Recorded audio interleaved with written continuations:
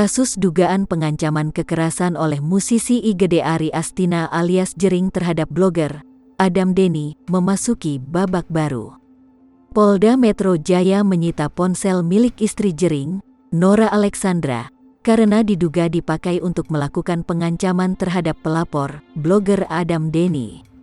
Polisi telah menaikkan status perkara dugaan pengancaman kekerasan melalui media sosial itu ke tingkat penyidikan pada Kamis, tanggal 29 Juli tahun 2002. Polda Metro Jaya sampai rela bertandang ke Pulau Dewata, Bali untuk memeriksa Jering SID terkait dugaan kasus pengancaman terhadap pelapor Adam Denny.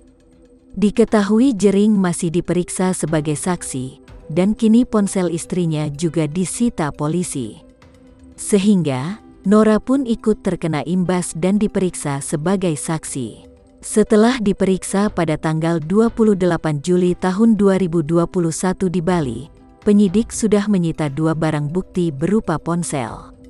Penyidik menyita ponsel saudara J dan istrinya, karena J menggunakan handphone istri saat melakukan pengancaman kepada pelapor, jelas Kabid Humas Polda Metro Jaya Kombes Yusri Yunus.